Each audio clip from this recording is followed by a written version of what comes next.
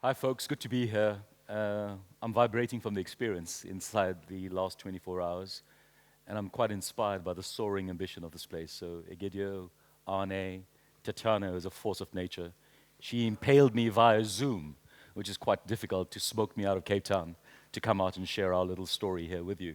So, it's really good to be here. And fabulous to follow on Jermaine and Brian and Matthias. And my story is one of smelling like an armpit and getting up very early in the morning and shoveling, which we've done consistently for about 25 years. And I'm inspired by the yoga of action, of really wanting to be taken by the rush and the dopamine surges of converting ideas into reality. So we try to do this quickly, lots of stuff. We've got lots of cuts and bruises. It's messy. But we've been reasonably prolific inside the last 25 years. And we started to, COVID gave us pause, and we stopped and we started to actually take stock of what it is that we did since 1995. And we counted in excess of 200 projects that we just recently been putting together into a book form.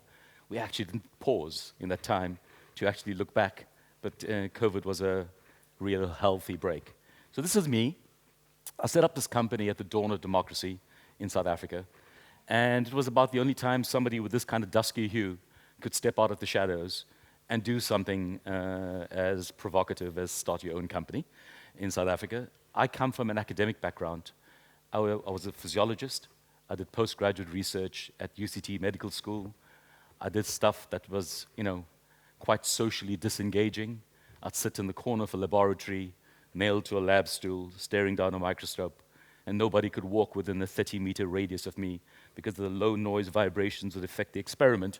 So I was a social misfit, stuck in the corner, and this exciting, amazing times at the dawn of democracy was so moving that I gave up my time in academia and was so inspired and really sipped on the Kool-Aid and was taken up by the euphoria of the time and left the comfort of academia and did this high wire act, and halfway through an MBA degree started this platform called Interactive Africa in order to kind of experiment as to how we could use strategy, creativity, project management, and communication as kind of levers in order to be inspired by the vision of a Mandela, but to try and convert it to some very practical projects that we could do that could enhance nation building in our country.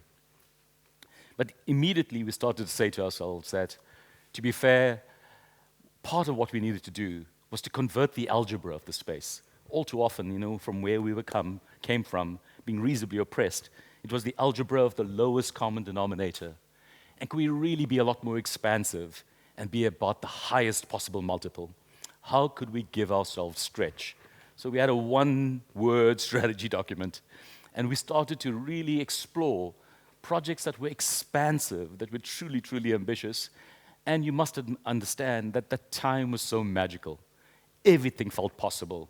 And we had this talismanic leader in our country, and all of us wanted to be more, and we wanted to contribute towards this energy that was so prevalent at the time. So I'll give you a whistle-stop tour so you can just kind of understand the spirit of activism that existed in our company. And I'm going to talk specifically through to the design practice subsequently. But our practice goes beyond true blue design. So in 1999, for example, we did this rally across Africa. We drove from the northern tip of Africa to the southern tip of Africa. We called it the African Connection Rally. It was a media and political cavalcade to promote investments in telecommunications in Africa. Because in 1999, there were more phones in Manhattan than all of Africa. And we said that, Africa missed the Industrial Revolution. We can't miss the digital revolution. Get people to talk. It's a basic human right. We had President Mandela as our patron, and we raised this money purely from the private sector. And we did this cavalcade across Africa. And we had to overfly southern Sudan because of the civil war. We traveled with 25 journalists from CNN, BBC World, etc., to bring global attention to the situation. And with a Canadian NGO called IDRC, We built telecenters along the way, and we gave telephony to people who hadn't heard a dialing tone before. And it was just a fun, goosebumpy project to traverse Africa. And you can imagine logistically challenging as well. We used to use shuttle diplomacy out of Mandela's office to get across Libya at the time when Brother Leader was at his pomp. In 2002, we project managed a magical event, and a South African got quite rich. And this is a rather peculiar thing about South Africa. It's very, very difficult to position us. We're not your stereotypical third world country. There's some crazy first world pockets where people are doing really zany things.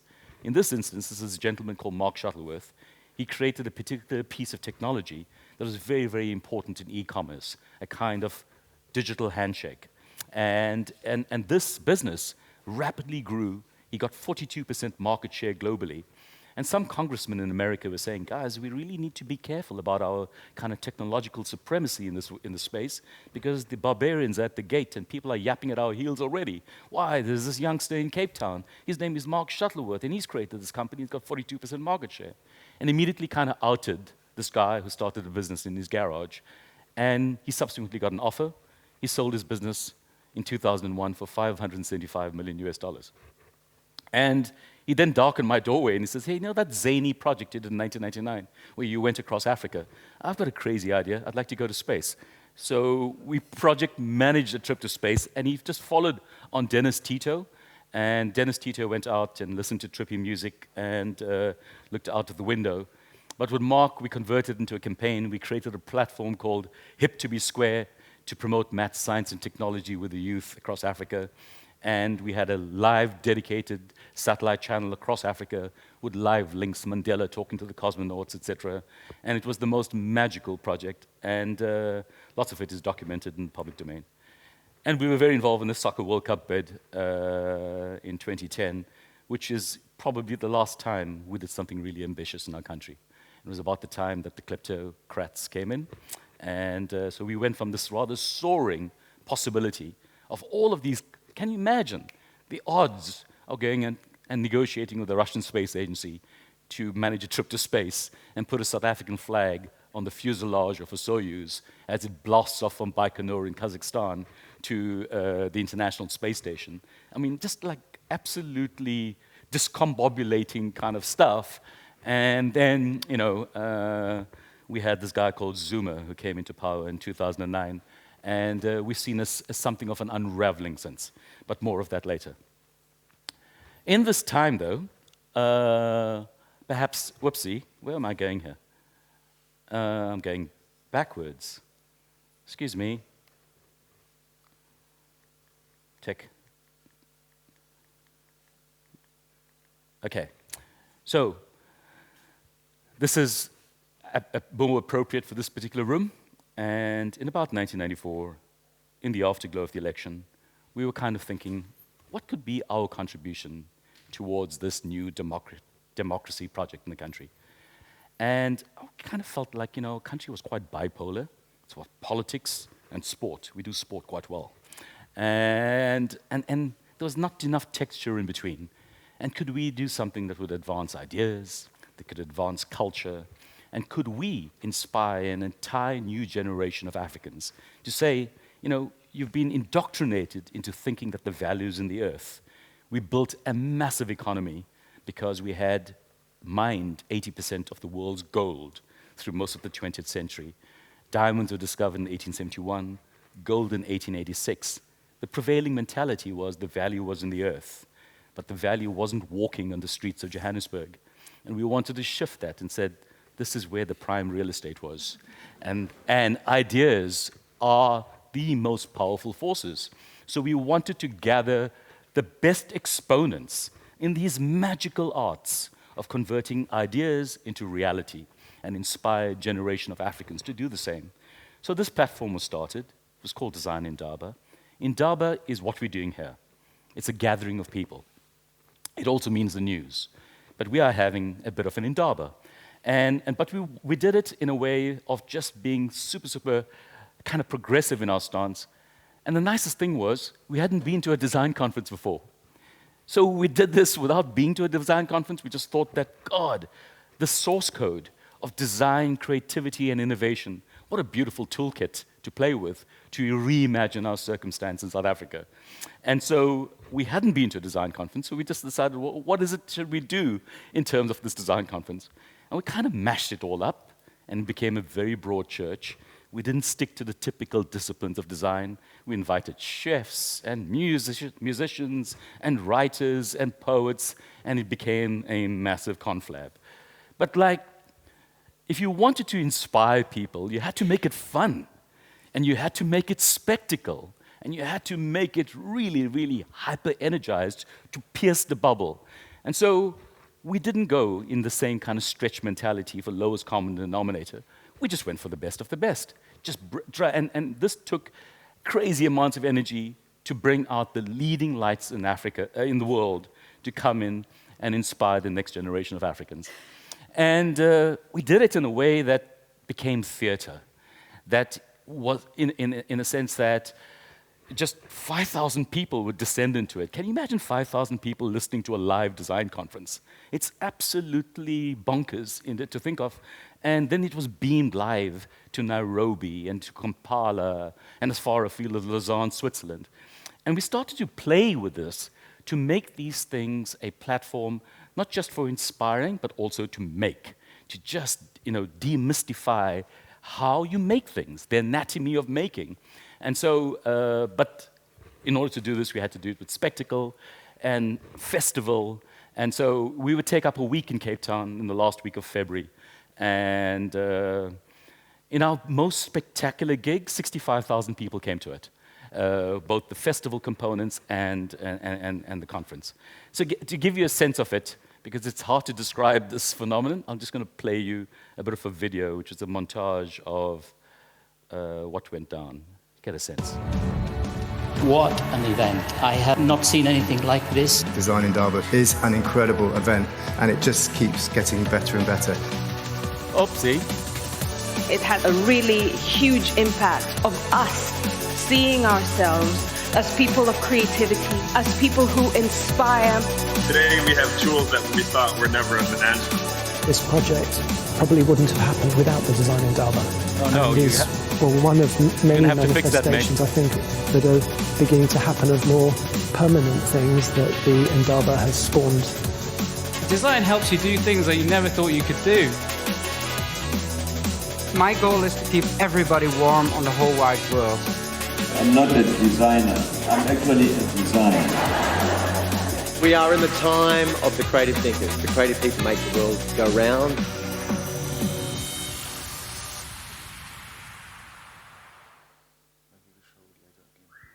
It's a pity. Yeah. Cheers. The video was rousing, I promise you, and I wanted to entertain you with a zany soundtrack as well. But so this is the gig, and we created it not just as an event, but to actually design it as a platform, to make this as a place to inspire, to make it a developmental platform, and the most important part of it was to convert the think tank into becoming a do tank, to make the event a manifesto for making, and.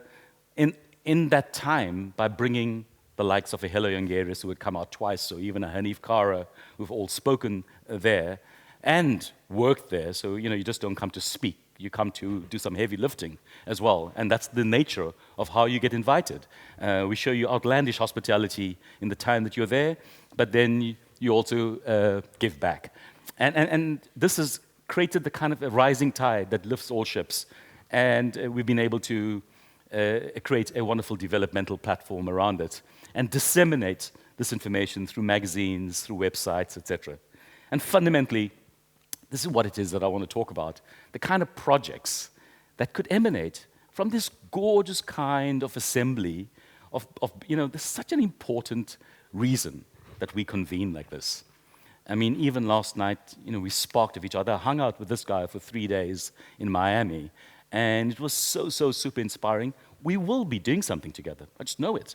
And there's wonderful, it's just really, really important for us to come together, to be energized by each other. And so the think tank if we do it right, almost always converts into a do tank. So the question with us was, how could you activate that and make it 3 days of talking and 362 days of making? So it became like quite the mantra in the office to use this event as a manifesto. And it comes in doing it in a way where you can have absolute fun with it and make everything something as an opportunity to make, in a sense of crafting a gathering. So for example, when you come and speak, we're going to ask you, what's your project? If you're going to come to us and you're going to hang out with us for a week, surely we can do something together. So I'm not booking a speaker, I'm booking a collaborator, and we're commissioning work. And so, like in this instance, a speaker comes over, and he was inspired by a deaf-mute dancer in Cape Town. And the dancer runs a dance company called Unmute. And he can't hear music, but however, the vibrations is enough to be able to inspire him into movement. And it was a stunning story, and these two typographers that spoke at Design Indaba, Noel Pretorius and Maria Ramos, were inspired by him and his movements. And so this talk generated a typeface, and the generosity of the platform is that an Oprah moment, you get a typeface, you get a typeface, everybody gets a typeface. And so absolutely every opportunity with a speaker, with a collaborator, becomes an opportunity to make. And so when we say this, 3 days of talking, 362 days of making, we really, really mean it. So a series of projects and a series of provocations. Now, I live in South Africa, and we've got massive issues with inequality, of course. We come from a horrible past. And part of the issue is, and you come through to Cape Town, you will see in against the verdant areas of the winelands and the spectacular beaches. You can't but not notice as you land in Cape Town the informal settlements, the shacks that lives cheek by jowl with all of these amazing areas. And so the question is that, what do we do about it? And we looked at the government's rather cringe-worthy low-cost housing propositions. And they were really, really poorly built matchbox housing.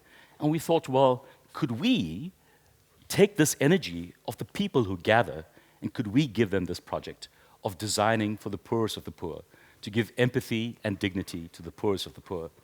It turns out that there's a bit of a global standard that back then when we were doing this project, whether you're building a house in Sao Paulo or Mumbai or Cape Town, it averaged out at about $10,000 US. And we set to a whole raft of amazing architects who were Design Indaba alumni. We teamed them up with South African architects, and we gave them this project to design this house in a squatter camp in Cape Town. And the whole thing wasn't going to be just an academic project. We said to them, the first one that could pass building codes and we could get it registered, we will build it, and real families will move in there. So we made movies with these families. We had these proper co-creation sessions with the families, and the South African architects provided context, and then we were able to build this. And this is a bit of a story. So this is the housing crisis that I described, and I hope this video plays properly while I take a breath.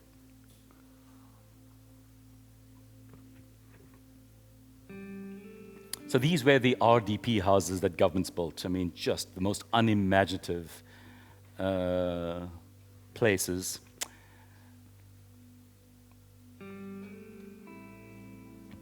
And the project was done by an architect based in Cape Town, who, interestingly enough, spent 10 years in Robben Island as a political prisoner, studied architecture here in Germany, and that's him, Leander Mpashelwa.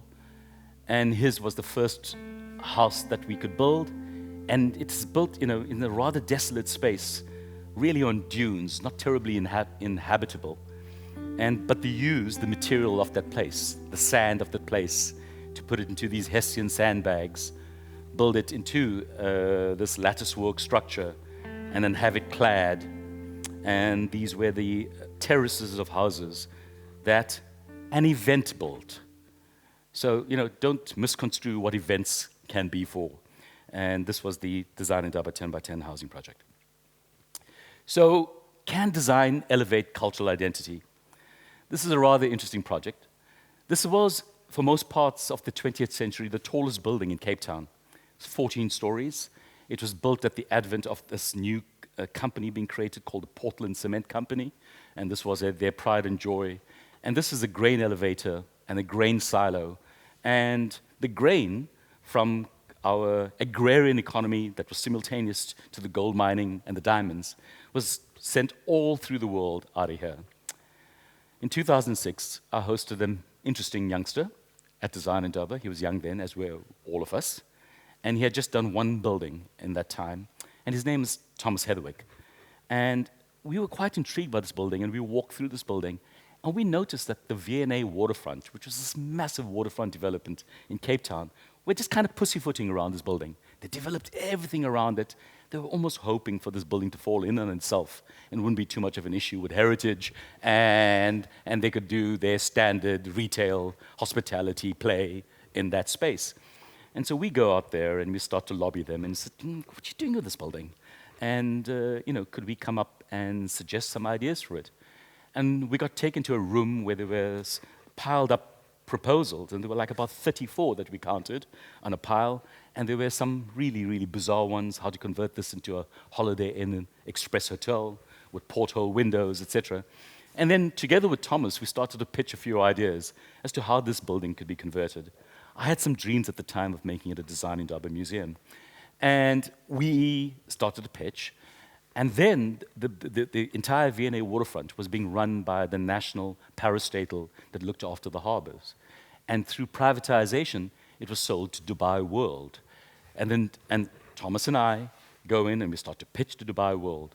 Then world financial crisis, Dubai World sells it, and they sell it to a new set of owners. So, what do you do to cherish an idea? I'm going now to 2006, and then we go to 2008, and now we're pitching again to a whole new set of owners, and then they sell, and then we've got a massive private sector company who now owns it. And we get up early in the morning, and we start to pedal hard again.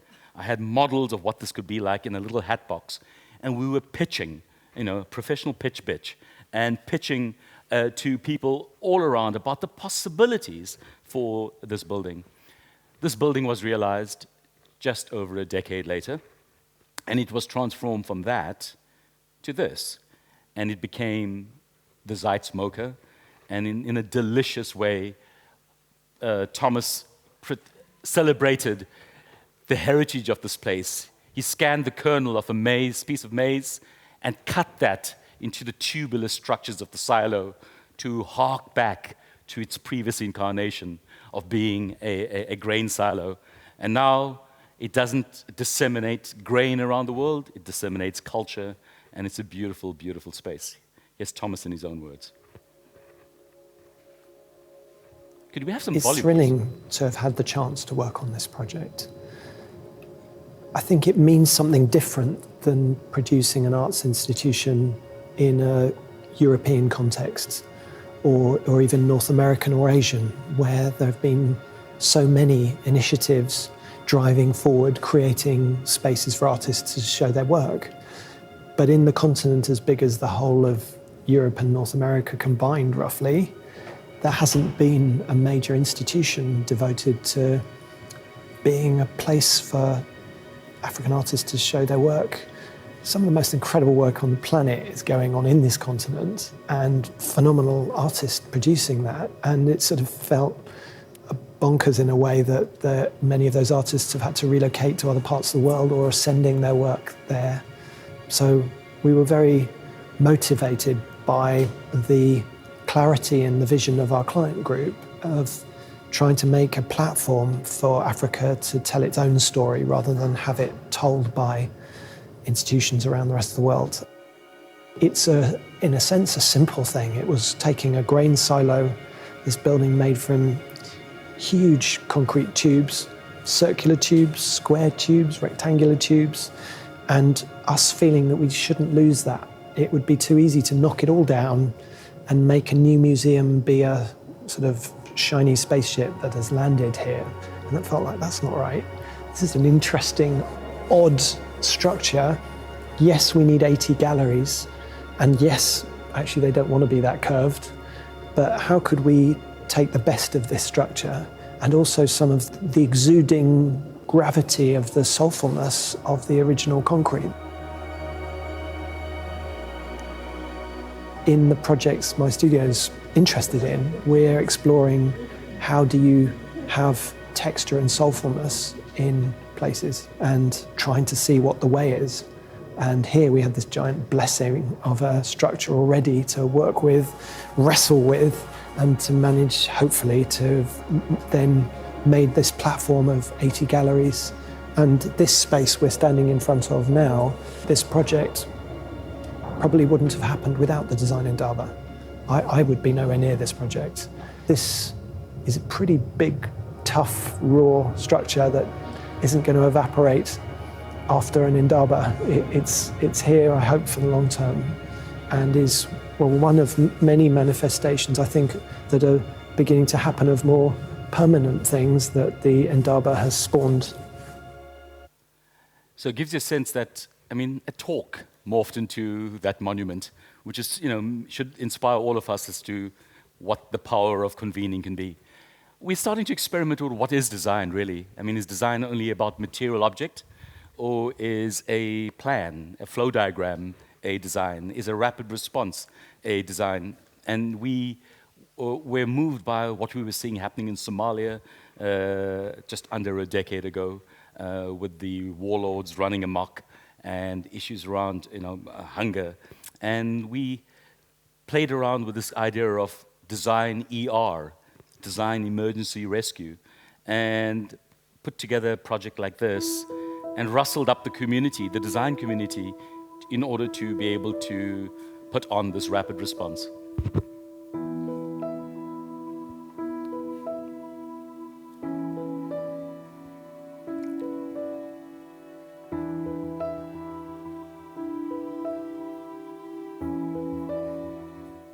Took 3 days and one of the nicest part about a network is the ability to be able to galvanize them if you've got a clear, focused project at hand.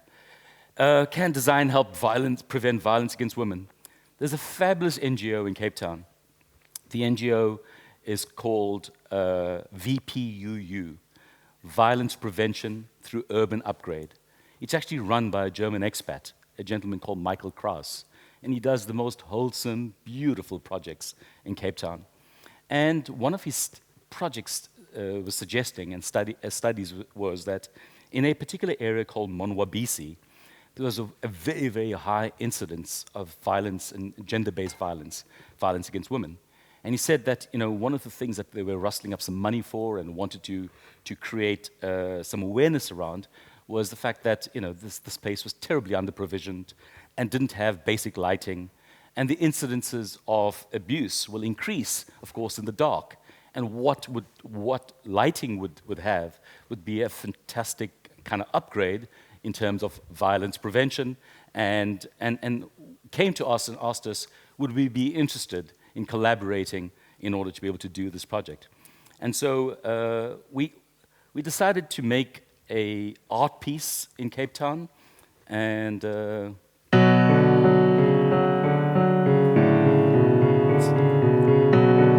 we walked to the famous street artist called Fate 47, and we constructed this massive mural on the main thoroughfare out of Cape Town. And then we created a social media campaign in Cape Town called Another Light Up, where we brought attention to the plight of these women in Monwabisi, and then crowd-funded lights onto the mural. And each time you funded a light in the mural, we put a light out in Monwabisi. We could technically fund the lighting in Monwabisi on our own, but that would have been pretty pointless. We wanted to use the opportunity to communicate, to galvanize the Cape Town community, and this piece sits on a very prominent thoroughfare in Cape Town, and a project called Another Light Up. So the scale varies. We really relish just doing things. It doesn't have to be as monumental as a 10-year project in terms of Zeitsmoker, or it could be a mural and a rapid response that takes place inside 3 weeks. It could be a rapid response that took place inside 3 days in order to be able to respond to an urgency. Can design transform urban life? This was a very interesting project, and Cape Town and the politicians around Cape Town kind of, after a while, started to be quite enthused about this whole idea of design. And then some of the bureaucrats and politicians thought they would bid for this rather pointless title. I don't think it means too much in this current company called the World Design Capital. It's conferred by a shadowy organization based in Montreal called ICSID. Don't think it has too much of relevance. But anyway, the bureaucrats wanted it, the politicians wanted it, and they said, well, there's a judge and there's a jury coming over to Cape Town, and could you maybe just galvanize the community one evening? We want to have a show of force, and we're going to tell them that we are a really groovy design city. And of course, they give you an 11th hour notice to do this, and so it's in the middle of winter, it's a rather wet, rainy day, and we organize a gig at a nightclub in Cape Town. And this was pretty much on the hoof, and was a group not too dissimilar to this. And you decide, well, how to make it light and how to convert this thing into something that could be reasonably productive, but also how to inspire or to seduce the jury who are going out and appraising Dublin, Bilbao, or Cape Town to become the world design capital in the year 2014. And so I distributed beers to everybody in the room. I had them all stand up, and we toasted South Africa in the spirit of 1994, and may we never forget, and may it constantly inspire us to be more. Glug. We toasted Cape Town, and how could we not be inspired by that natural beauty? And you can't live in that place and not be aesthetically charged. What are we going to do with this? And we toasted Cape Town, and then we toasted design, creativity, and innovation. And we knocked this thing back. So we were all reasonably festive. We had maybe more than one beer. And then we started a conversation with the audience. And we said to them, guys, we live in a rather messy place, huge divides between the haves and the have-nots. So tell me something. You're all mostly designers in this room. Tell me, where do you think you kind of rate in community?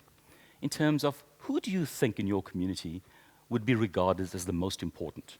The doctor, the teacher, the first responder. Where do you think you fit in terms of the community's estimation as to your value, as to your worth? And so to me, how's it going in that regard? Do you think you are even noticed in your community? And who are you talking to, really? And are you caught up in this kind of bipolar world of B2B, business to business, or B2C, business to consumer?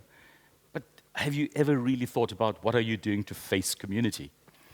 So I gave them a provocation that night, and part of the whole reason we do Design Indaba, and we gather these funds, and they all sit in a not-for-profit in the Design Indaba Trust, is that we can use this ammo for projects like these. So that evening, looked out at this room and said to them, tomorrow morning, if you got up quite early, and you remove the scales from your eyes, and you walk down your street, and imagine that you've had a wand in your hand, what could you possibly do to just improve the quality of life on your street? Not anybody else's street. Don't design for 10,000 streets. Design for your street. In the deeply personal will come the universal. So design for your street, address an issue on your street. And so from Design Indaba coffers, we offered a prize. It was not a lot of money. We cumulatively, in South African terms, it was 250,000 rand. That divided by 22, 10,000 euros, right? And it was amazing because, quite frankly, everybody leant forward into this kind of provocation. They don't get these kinds of commissions too often. And just this unleashed, a tsunami of entries. Inside like 24 hours, we got like 80. And meaningful ones. And just amazing because people have these ideas. It's that little psychic tickle on the back of your neck that you haven't quite responded to, and it just takes somebody to just give you a push, and you think, damn, that's it, I want to do this. So this particular project was done, and it it's just so heartwarming, and it kind of tells you something about, how with very little resources, it's embarrassing to tell you what this cost. This cost 2,000 euros to put together, and the cost of a flight for some of you in coming here. So how could you use creativity to transform public space one street at a time? And this is a charming little story of one of the winners in Capetown who observed a particular phenomenon outside their studio and responded to it.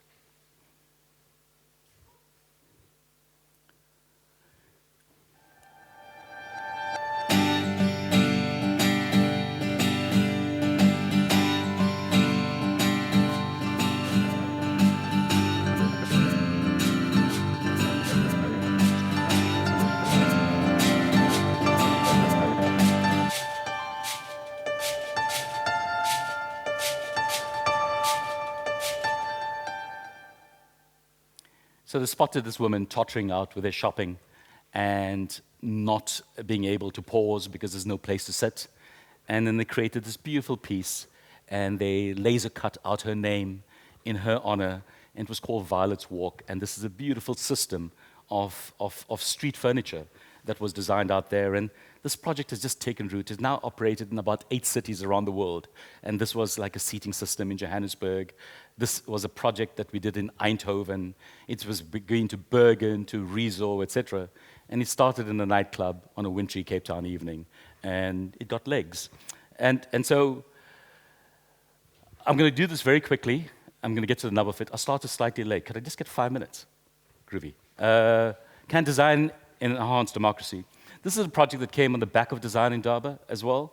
We got this call from the mayor, and the mayor said, listen, you guys are reasonably responsible citizens. We'd like you to make a contribution. He says, ma'am, what is it for? She says, well, I think we're wanting to do a mural to dedicate like one of our preeminent citizens in Cape Town, in Archbishop Tutu. So I said to her, ma'am, that sounds a fantastic idea. How much will that cost? So she dropped a number, and then she sent the invoice via email, expecting us to kind of pay for it. Sometimes when you lift your head over the parapet, these kinds of things happen to you.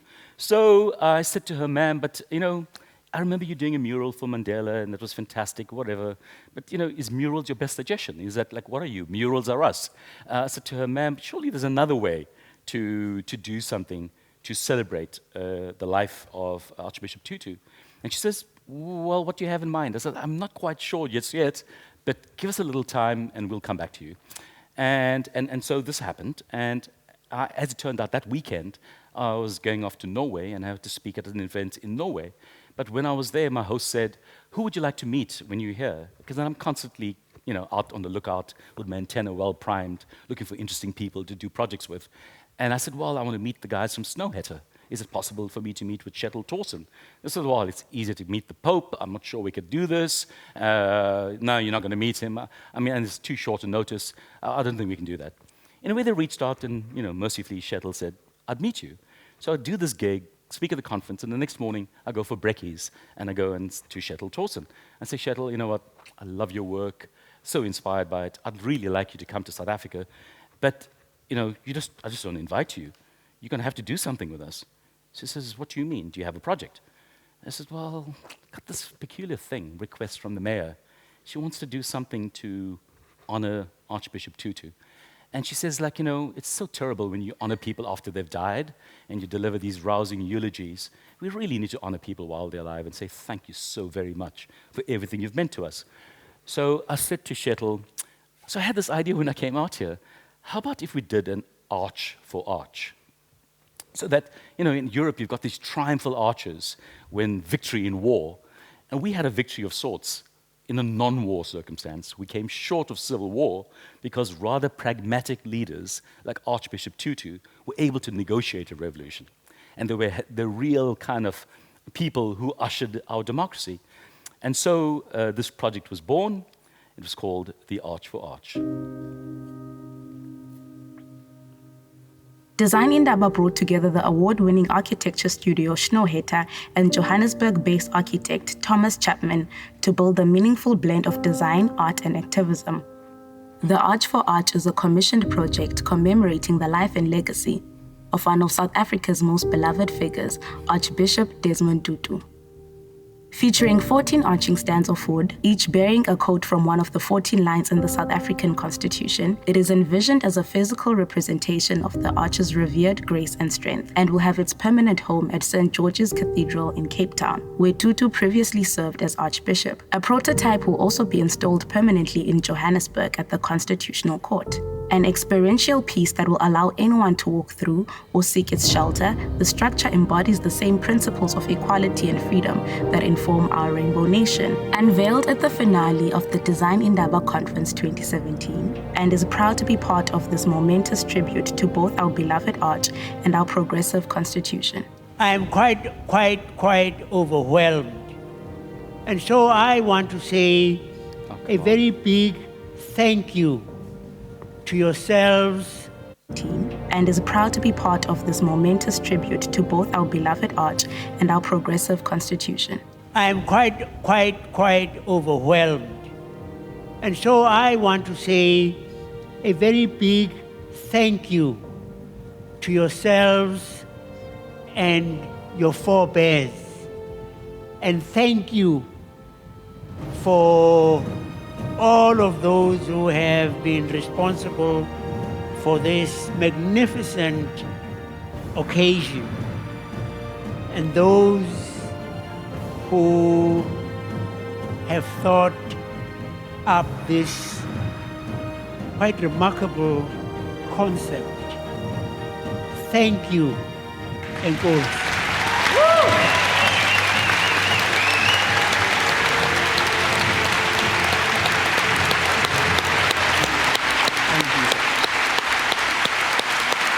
Anyway, so this was built, looks absolutely fabulous in downtown Cape Town. And I'm going to power past this because I've got a time constraint. This was a lovely project that we did with Devlin. We built a zoetrope outside the Zeit smoker, and the proceeds of it has gone on to build a school in Malawi. And we had Mercedes-Benz underwrite that. We did this beautiful memorial for Masekela, a fabulous friend of ours, amazing jazz trumpeter. And in terms of memory, we were asking how could we memorialize his most magnificent contributions to our country. And we commissioned an architect, and I was thinking as to whether I should include this in my presentation, but I did. David Ajay, who made this beautiful piece, and it sits there as a permanent record of Hugh Masekela's contribution. And this is his grave, really, his tombstone in Johannesburg. So a whole range of projects, working with IKEA to create Africa's first range of design was available across the world, working with Google to celebrate artists across Africa. And this is a kind of a monument that we've done digitally, where lots of artists were struggling through COVID. And Google asked us as to what it is that we're going to do, and we took all the money that they gave us, and we just atomized it, and just distributed it to 60 artists across the continent, and we asked them all to interpret color. And we've got a promiscuous relationship with color across the continent, and we really celebrate color like nobody else. And we asked artists of every single territory in Africa to celebrate it. And if I had more time, I'd show you this gorgeous, rousing video here.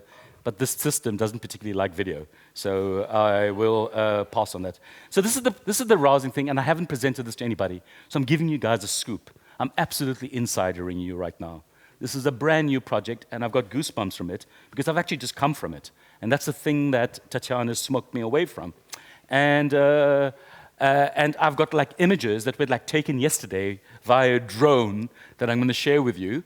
And here's the project. So, when you've got this kind of track record and some cuts and bruises and some mistakes and some kind of projects that you can point to, it's amazing sometimes when you do that and you put yourself in harm's way. One of the advantages of putting yourself in harm's way is that people kind of see you as being some kind of a decoder of this kind of implementation deficit of being able to make things. And so we get things sometimes that walk in through the door. In this instance, the biggest financial services company in Africa, non-banking financial services company, in the middle of COVID, the chief executive officer calls and he says, "I've got a crazy project for you." He says, "What's the project?" He says, "Well, us particular financial institutions, we have this thing called unclaimed benefits. Unclaimed benefits is when they can't find the beneficiary of an insurance policy. They can't take this money and put it onto the income statement. It has to be ring-fenced, kept separately, and only seen to be used for public benefit. And he said, historically, my company started in the first pandemic in 1918.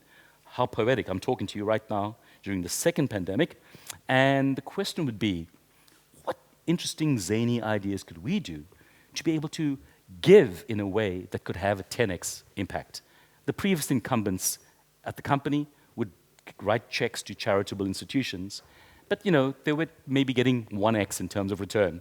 Could you really do something more ambitious with this money, given the fact that we're in the funk of COVID right now, the economy is completely becalmed, and then we've got some rather peculiar problems in South Africa, because after the loftiness of Mandela, we are dealing with some rather venal kleptocrats right now, and we need to walk past it. So we did the study, we came up with a few ideas, and in long story short, we made 2 books about it. The one idea was a whole series of interventions in public spaces. It was like a 280-page book, and we worked with 10 sets of alumni of Design Indaba all around the world. And then, besides that, we did this other idea called tourism, because the place is desperately gorgeous. But we trade at a massive discount to our net asset value. Turns out in the global economy cake, 10% of that cake is tourism. In South Africa, despite all our joys and beauty, it's only 2.8%. So we're a glorious underachiever. And we put 5 big ideas there as to how we could become bigger in terms of tourism. How can we go 2x in tourism? So, long story short, we made an exhibition because we're selling to financial people, and it's bloody difficult to convert ethereal ideas to finance people and actuaries. So we had to enliven this. So we put this together, 3D models, VR, videos, etc. And we started to campaign and seduce mayors, premiers, ministers, etc. And quickly it got some traction, and they started to release some funds from this unclaimed benefits fund. And urban acupuncture as a project, as like little spaces where we could, do you mind if I do this? Just press where it's hurting, just to release the flow and release the energy in order to be able to, help us unclog the arteries of our urbanscape. And you all know this kind of concept, very, very well defined here. And essentially, we did this. The state of the nation is quite parlous right now, and this is the final hurrah. And our municipalities are in distress. We've got huge inequality. And the question is that we still need to keep the faith. We can't give up on this hard-fought gains of the democracy while the robber barons have been playing with our state. And so the question is that, could we take a stretcher to the high street and do something about it? And, this is the kind of context in our country which is really, really desperate. And so we started to think, like, what could we possibly do on empty spaces, these interstitial zones on the high street, so that they could become economic or cultural accelerators. So this project was born. It's called Subcity. It's being seen for the first time. We are repurposing old electrical substations. So in the old apartheid infrastructure, these substations were massive. They would take up an entire building, and all of this infrastructure would be filled with this kind of machinery of electrical transformation. Contemporarily, all of that infrastructure sits in a green box outside the building. So the question is, what do you do with the carcass of the building and the embedded energy of that building? So we found that, like in Johannesburg alone, there were 16,000 of these, and we geotagged them and worked out where were these things located, next to schools, near clinics, and could these things become a lung to that existing facility and offer a greater utility in the places that they were found. And so in order to be able to prove this project, we had to do it in the hardest place. So this is a real tough suburb to be in. The place where I took a photograph of was a drug den, people who shoot up heroin in this kind of space, major, major issue with gangsterism out there. And we started through with a process of working with the community, co-creation workshops, presented these posters throughout the entire community about what the possibilities were. And lots of conversations, as Brian says, takes a lot of time and engagement because you don't want to do something that lands there as a UFO. But the most interesting thing and the delicious thing about the making was that simultaneously, we've had a massive, massive issue in trying to link climate change and link some of your other presentations together. The massive issue is that Cape Town was a canary in a coal mine, becoming the first major city in the world that came perilously close to day zero. We were down to days before running out of water. And we had this massive social engineering experiment to get all of us to conform to a huge saving exercise. We were all reduced to 50 liters of water per day, and we managed to thwart this just in time, and the rains came. But the question at the time was, medium term, what are we going to do to improve our water resilience in the city? There's a great academic study in 2016 that said if we remove the alien vegetation in Cape Town, it would free up the equivalent of one dam. There's 7 dams servicing Cape Town. And during the colonial period, they planted these eucalyptus trees all across the city of Cape Town. So we're utilizing and we're harvesting alien vegetations off the slopes of Table Mountain and using this in order to be able to make this. And I'm going to leave you with this document. This is brand new. It's a bit of an African prototype using state-of-the-art new technology. We repurposed this robot from an automotive production line. We're now giving it a new purpose. And this is El Dorado Park, which is technically Soweto, really, and people there live in these rental apartments. Shortly, part of the lobby as well is that they're going to be getting title. So as of next year, they're going to get title for these particular buildings. But look at how rapid this has been. This is day 2. I was sharing this with Tatiana on a day-by-day basis, and it's so such a rush to see this kind of conversion. Day 3, I kid you not, it's like putting it together like Lego.